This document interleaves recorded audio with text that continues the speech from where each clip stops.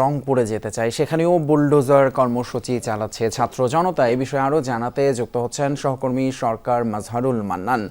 মাঝার, রংপুরের সবশেষ চিত্র কি? সেখানে এই যে কর্মসূচি চলছে আজকে ঢাকায় লং মার্চ টু ধানমন্ডি 32, সেটার কোনো প্রভাব আছে কিনা একটু জানাবেন।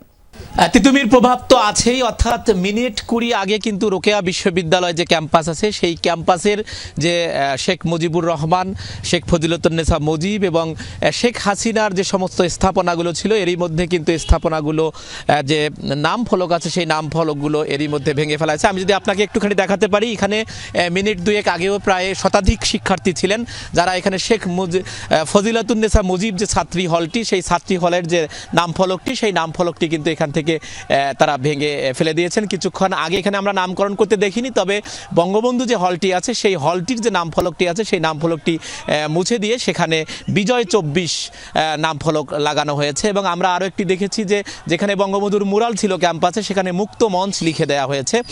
এভাবেই কিন্তু কর্মসূচি চলছে। আপনি দেখবেন, যদি একটু আমরা মিছিলের সাউন্ড আপনাদেরকে দেখাতে পারি, এখান থেকে শিক্ষার্থীরা এখন চলে যাচ্ছেন এবং তারা এখন অন্য আরেকটি স্থাপনা তারা ভাঙবার জন্য সেখানে ওই নাম ফলকগুলো ভেঙে দেওয়ার জন্য তারা যাচ্ছেন। এবং কারমাইকেল কলেজের মধ্যে যে বঙ্গবন্ধুর যে মুরাল আছে সেখানে বৈষম্য বিরোধী ছাত্র আন্দোলন তারা সামাজিক যোগাযোগ মাধ্যমে 10টা 10 মিনিটে ঘোষণা দিয়ে তারা কিন্তু এই যে মুরালটি আছে সেই মুরালটিও কিন্তু তারা এরই মধ্যে ভেঙে ফেলেছে বলে আমরা যতটুকু এই ক্যাম্পাস থেকে জানতে পেরেছি। এবং এখানে যারা আন্দোলনকারী আছেন, আমি একটু তাদের সাথে একটু কথা বলতে চাই। কেন আপনাদের এই আন্দোলনটা, এই যে নাম ফলক মুছে ফেলতে হয়? আমাদের যে আন্দোলন আজকে আপনারা জানতে পারছেন, শেখ হাসিনা, ফ্যাসিস্ট শেখ হাসিনা ভারতে বসে আমাদের দেশের বিরুদ্ধে চক্রান্ত করতেছে এবং সে আজকে সংবাদ সম্মেলন করতে যাচ্ছে।